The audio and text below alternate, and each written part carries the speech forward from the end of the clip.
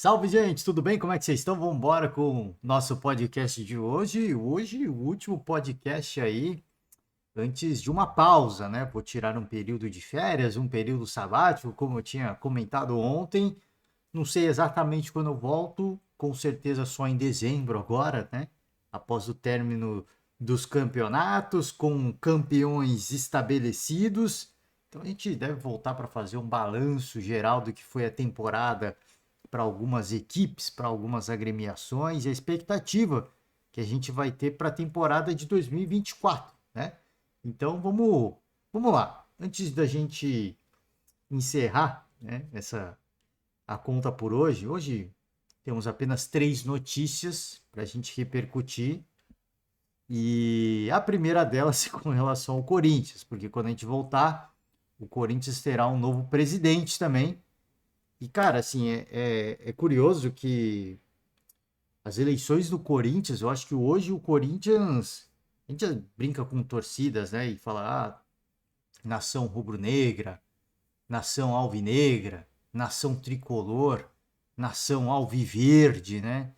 Enfim, mas o Corinthians, se a gente parar pra pensar, cara, como é a vida política do clube, o Corinthians é como se fosse uma nação mesmo, né? É como se fosse um país mesmo, cara. Assim, a eleição no Corinthians é um negócio. É muito particular a eleição no Corinthians. Óbvio que em vários outros clubes as eleições pegam fogo, mas não como no Corinthians, né? No Corinthians é um negócio que, cara, a temporada inteira a gente está falando dessa eleição. E desde o início, hein? Desde o início. A gente aqui no podcast e em vários programas esportivos, as mídias corintianas, a eleição no Corinthians é falada desde o início da temporada. Então ficava naquela de. Não dá para saber muito do que vai acontecer com o Corinthians essa temporada, porque é um ano eleitoral. Então, decisões erradas vão acontecer, talvez contratações erradas e até megalomaníacas poderiam acontecer, não aconteceu, tá? Tivemos sim algumas contratações importantes, mas nada megalomaníaco. Acho que o Duílio seguiu com a sua política de austeridade dentro do possível, tá? Sem perder mão de repente de uma contratação, porque precisa manter o time competitivo, é um ano eleitoral, isso é importante para manter a base de apoio, enfim. Mas, cara, o processo eleitoral no Corinthians é um negócio muito louco, né? É muito quente e hoje, pelo que eu ouço, eu não de longe tenho conhecimento exatamente do que acontece dentro do Corinthians. Mas ouvindo os setoristas, né? E as pessoas muito próximas, jornalistas muito próximos ao clube, não tem favorito nessa eleição. Não tem favorito nessa. Tem o grupo da situação, né?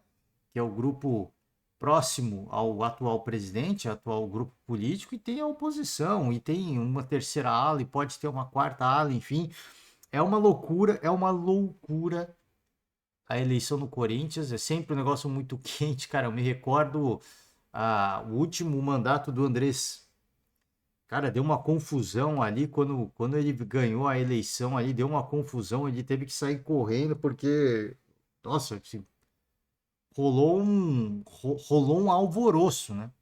Rolou um alvoroço. Então, assim, é sempre muito quente, tem a sua complexidade, tem os seus contextos, está inflamado, hein? E tá inflamado, a notícia do dia é por Arthur Sandes, Globoesporte.com, deixando uma moral aqui, provocações e até briga no parque. Você tem um vídeo aqui que é constrangedor, né?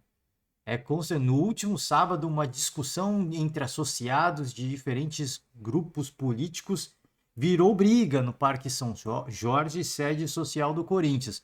Policiais precisaram intervir. A gente ri aqui, mas é cabuloso, né? Assim, é uma situação constrangedora. Mas isso é para mostrar o quanto que o negócio é quente, né? Como a eleição no Corinthians, volto a repetir, em tantas outras equipes, em tantos outros clubes, as eleições costumam ser bastante quentes, polarizadas, mas no Corinthians é um negócio, eu acho que pega mais do que qualquer outro, tá?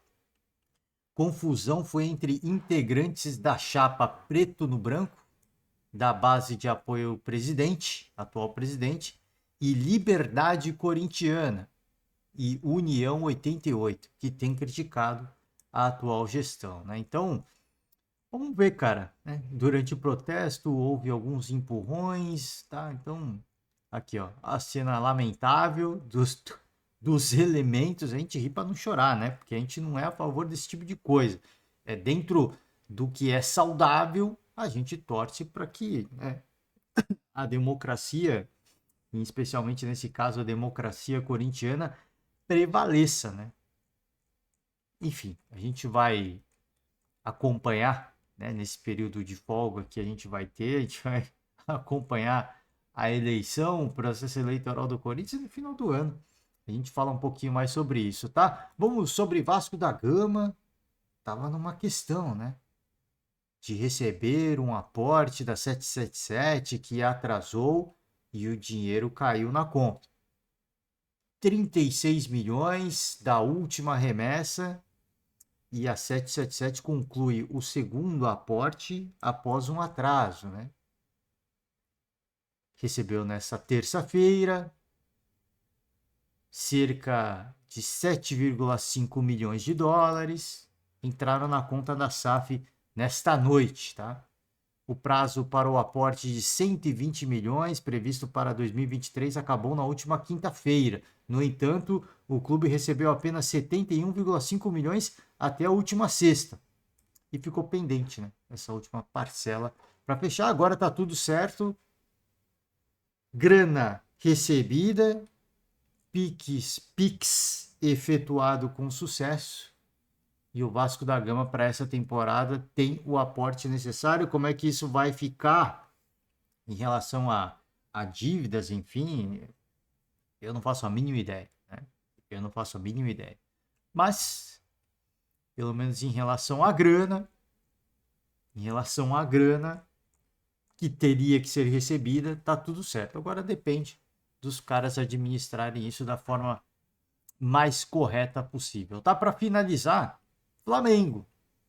Teve um vídeo do Tite na TV, eu estava no aguardo de uma coletiva de apresentação, não tem ainda, a gente vai ter que aguardar mais um pouco, tem apenas aquele vídeo protocolar, né, da TV do clube, então eu não vou passar, é um Tite bem, discursos bem alinhados, perguntas bem ensaiadas, né, um roteiro muito bem ensaiado, então eu não vou rodar, mas eu faço o convite ao torcedor rubro-negro que ainda não viu para ver, né? O Tite no CT, fala Marcos Braz, fala Bruno Spindel e fala o Tite, e fala o professor Tite sobre a expectativa de iniciar esse trabalho, já vestiu a camisa rubro-negra, já conversou com os jogadores, né? O vídeo tudo bonito, né? Vídeo de apresentação é algo espetacular, é tudo lúdico, tá ali o Marcos Braz mostrando o campo, né? E o Tite com uma cara de muito interessado no assunto, que eu acho que deveria estar mesmo, mas é que eu falo, o clube mostra um roteiro muito bonito, né? Por isso que eu falo, pô, não vou passar o vídeo, apesar de legal, deixo o convite para o torcedor, tá? Perguntado sobre a volta, né? Para treinar um clube, porque já faz tempo, né? Faz tempo que o Tite não treina um clube. Saudade sim. O campo é fascinante. A oportunidade profissional do Flamengo é enorme. A responsabilidade é da mesma forma. Tenho consciência disso. Posso prometer que o Adenor, enquanto pessoa e caráter, ele vai estar na sua plenitude. Tomara que o Tite tenha competência para ajudar na busca da classificação para a Libertadores, que é o objetivo inicial, e tem ainda um sonho que pode ser matemático de título, ele tem um perigo também de não classificar. Esse é o nosso real. O objetivo é de classificação direta pela grandeza do Flamengo, tá? Então o Tite cita até o sonho do título do Campeonato Brasileiro, porque matematicamente é possível. Mas o perigo de não se classificar para a Libertadores é real. Então, o primeiro objetivo, obviamente, é uma classificação direta para a fase de grupos da Libertadores. O Tite incluiu essa palavra no discurso dele, para mim foi uma palavra que foi muito bem ensaiada.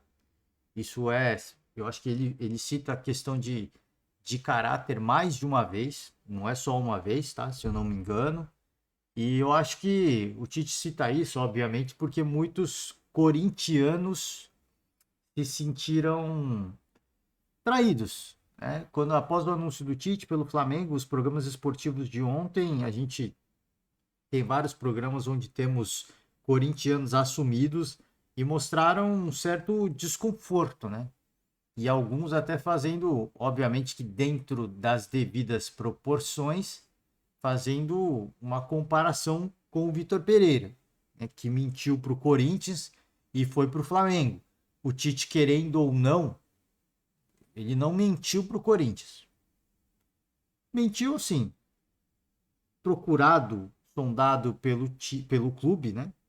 Disse que não iria trabalhar e foi para o Flamengo. Então, o torcedor corintiano ficou com esse orgulho ferido. Eu, e aí a gente acompanha também os rubro-negros, né? Os rubro-negros, mais uma vez, né? Naquela de Corinthians, tomou chapéu, supera essa, dor de cotovelo. Muita calma, né, gente? Muita calma. Primeiro que assim, a escolha, como eu falei do próprio Vitor Pereira na época, é uma escolha profissional. A gente tem que respeitar a escolha profissional de todo mundo. O que não é legal são as palavras que são ditas, né? As palavras que são ditas. Não vou treinar nenhum clube do Brasil, tenho que voltar para Portugal e foi para o Flamengo. O Tite, não vou trabalhar essa temporada em nenhum clube e aceito o Flamengo. Existe dadas as devidas proporções, né? Existe uma questão de palavra, né? Existe uma questão de palavra, mas a escolha profissional, gente, isso aí é uma coisa que eu sempre falo aqui, para não ir para o lado emocional, porque é uma escolha profissional, gente. A gente não pode, não tem respeito ao Corinthians, ao que o Corinthians proporcionou a ele de forma alguma. Eu acho que também há um temor do Tite de voltar para o Corinthians. De voltar para o Corinthians e não poder entregar aquilo que o torcedor espera. De ser vencedor, de conquistar a América, de conquistar um Mundial mais uma vez, um título brasileiro. Então acho que tem esse temor do Tite também. Regressar ao Corinthians seria uma forma de demonstrar afeto, amor e gratidão, sem dúvida nenhuma, mas também seria de uma cobrança sem proporções, né? Porque a expectativa seria do tamanho de tudo que ele fez, da história, né? Das conquistas. Então a gente tem esse. Eu acho que a gente tem que respeitar a escolha profissional de cada um. Óbvio que fica essa mágoa e vai ficar mesmo. E, cara, e faz parte. E faz parte. Eu só não acho que que tenha que levar isso, sabe?